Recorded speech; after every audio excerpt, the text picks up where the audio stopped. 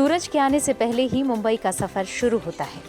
Local अपनी मंजिल की ओर बढ़ने लगती है। सुबह से रात तक 2000 से ज्यादा फेरी और करीब 80 लाख लोगों का सफर। इसलिए तो लोकल को मुंबई की लाइफलाइन कहते हैं। यानी अगर ये लोकल थम जाए तो मुंबई थम जाएगी।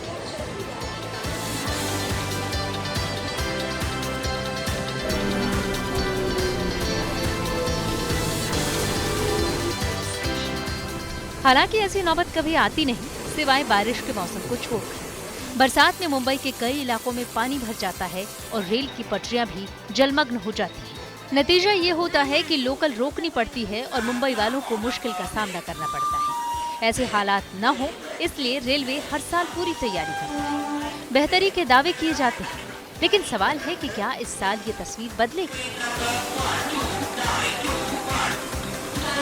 पहले आपको बताते हैं कि समस्या क्या है। मुंबई में लोकल ट्रेन के कई स्टेशन ऐसे हैं जो निचले इलाकों में हैं। इसकी वजह से हर साल वहां ट्रैक और स्टेशन के आसपास जल जमाव होता है। कुर्ला, सायन, माटुंगा, नाईगांव और दिवा जैसे स्टेशन पर तो ट्रेन की पटरी पर पानी भर जाता है और लोकल रोकनी पड़ती है। अगर पिछले कुछ वर्षों की तस्वीरें देखें तो हालात बदतर नजर आते हैं। चिंता इस बात को लेकर है कि क्या इस साल भी ऐसा ही होगा। रेलवे का दावा है कि उसने पुख्ता तैयारी की है। मॉनसून शुरू होते ही मुंबईकरों की दिक्कतें भी बढ़ना शुरू हो जाती हैं। रेलवे प्रशासन द्वारा भी हर साल मॉनसून के लिए अलग अलग प्रकार की तैयारियां की जाती हैं, मगर पहली बारिश आते ही ये सारी तैयारियों की पोल खुलने लगती है।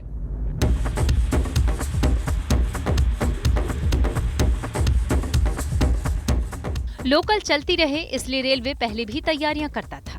हाँ, लेकिन माइक्रो टनलिंग जैसे इंतजाम से बड़ा फर्क आ सकता है, क्योंकि अभी तक किसी भी ट्रैक पर पानी जमा होने की शिकायत नहीं आई है। बल्कि रेलवे का दावा है कि पिछले साल से ही ट्रैक पर पानी जमा होना बंद हो गया है और लोकल को रोकने की जरूरत नहीं पड़ी। मुंबई में इस साल मानसून से पहले रेलवे द्वारा कुछ पुख्ता तैयारियां की गई थी। इस पुख्ता तैयारियों के अंतर्गत माइक्रो टनलिंग का काम शुरू किया गया था। माइक्रो टनलिंग मतलब एक ऐसा टनल जो सारा पानी खींचकर एक जगह पर भर देता है, वो टनल में भर देता है और उसको बाद में वेस्ट कर दिया जाता है, बाहर फेंक दिया जाता है, जिससे ट्रैक पर होने वाले जल भराव को रोका जा सके। वहीं बहुत सारी ऐसी तैयारियां जो रेलवे द्वारा इस साल की गई हैं, जिससे आज साल अभी तक तो रेलवे ट्रैक्स पर पानी नहीं भरा है। जो मेजर स्टेशन है जहां पर जल भराव की स्थिति हमेशा उत्पन्न होती है, वहां पर बड़े बड़े वाटर पंप्स भी लगाए गए हैं। इस वाटर पंप्स का काम होता है, जैसे ही जल भराव की स्थिति होती है उन पंप्स को ऑन कर दिया जाता है और सारा पानी जो है वो खींच लिया जाता है।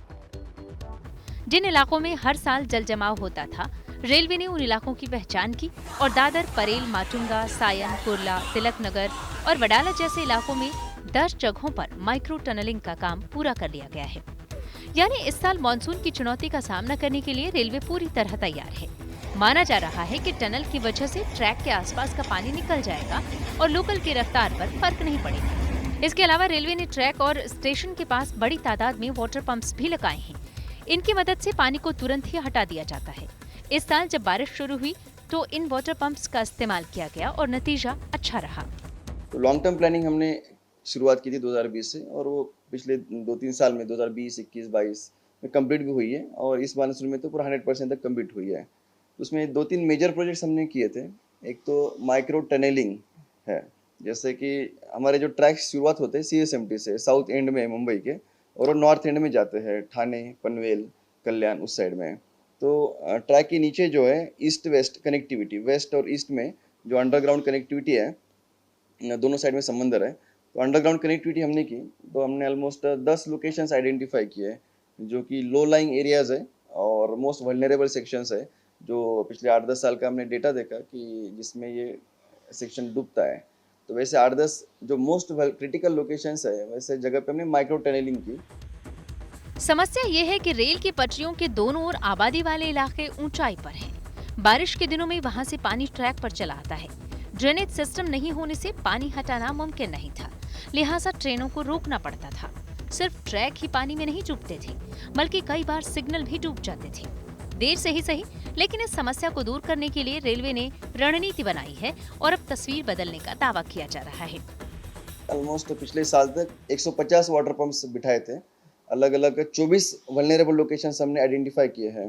जैसे मैंने माइक्रो टनलिंग में बताया आपको कि 10 vulnerable locations critical most identify किए थे। तो 10 के अलावा भी और मेजर मीडियम टाइप के जो है ऐसे 24 लोकेशंस में आइडेंटिफाई किए। तो पिछले साल 150 बिठाए थे हमने, तो इस साल में हमने 166 पंप्स बिठाए हैं। मुंबई में बारिश अभी शुरू हुई है। पहले हफ्ते की बारिश में ही मुंबई की कई सड़कों पर पानी जमा हो गया, लेकिन रेलवे ट्रैक पर न तो पानी रुका है और न लोकल रुकी है। हमने जो भी हमारे सिग्नल्स थे, केबल्स थे, पॉइंट मशीन से हमारे सभी को हमने वाटरप्रूफ बनाया है। इवन जो अभी मैंने बताया कि ऑक्सिलरी वार्निंग सिस्टम जो सेफ्टी टेक्नोलॉजी उसको भी हमने वाटरप्रूफ बनाया है। उसके मैग्नेट्स हर ट्रैक पे लगे हुए हैं, तो उसको भी हमने कवर किया है हर एक मैग्नेट को। तो इस मानसून में हमने ऐसे 1506 लोकेशंस पे AWS मैग्नेट्स को कवर किया है, वाटरप्रूफ बना दिया है।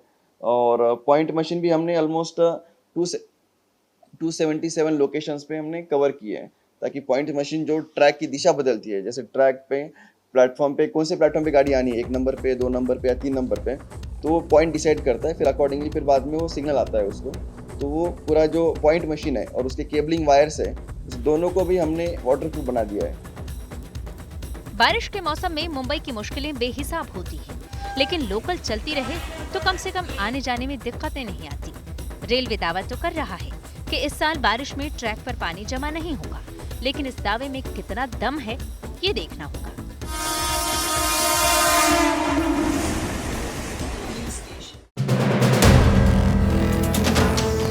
वीडियो पसंद आया तो हमें लाइक, कमेंट, शेयर और सब्सक्राइब जरूर करें।